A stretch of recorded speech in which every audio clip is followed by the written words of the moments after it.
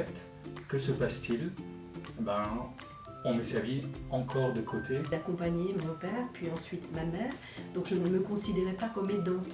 J'ai appris auprès de la maison des associations de Mérignac que le relais des aidants venait d'être créé. Très rapidement après l'ouverture du relais, Laure Chino, qui est la coordinatrice du relais, et moi-même, avons mis en place des cafés, enfin plutôt des temps d'échange entre aidants. J'ai des voisins qui sont en difficulté, qui sont malades, et voilà comment je suis arrivée à choisir cette place d'aidant. Nous nous sommes aperçus que les personnes qui étaient aidantes se sentaient fatiguées, épuisées et ne prenaient plus le temps pour elles. Donc on a réfléchi et on leur a proposé un cycle de découverte bien-être.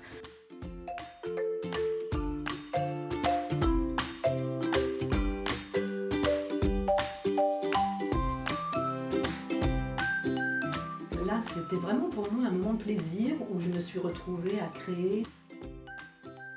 En fait, l'objectif de ce cycle de découverte, c'est de s'approprier une approche, de commencer à penser que prendre soin de soi, ça permet de prendre soin de l'autre.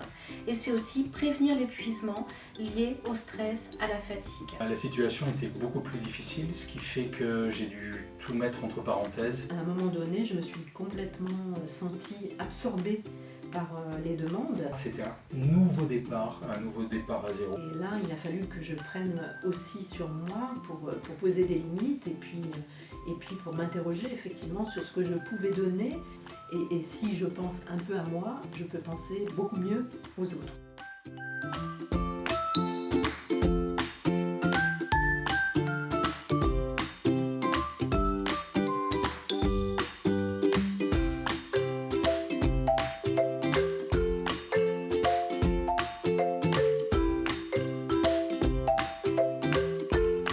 En fait, ces ateliers ont permis vraiment la création d'un groupe.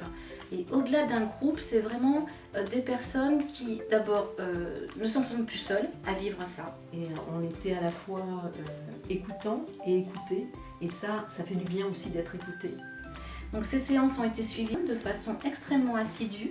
Elles attendent avec impatience maintenant les prochaines sessions.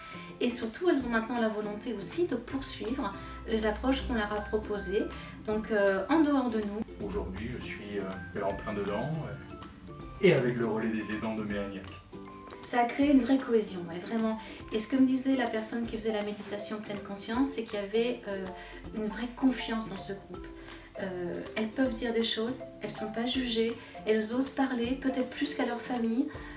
Vraiment, il y a une parole qui s'est libérée et une vraie confiance, une vraie solidarité qui s'est créée dans ce groupe. J'ai pu adhérer, proposer une sortie collective à ma maman, ce qui l'a carrément changé en une seule journée. D'aider les autres, c'est bien aussi de commencer par soi.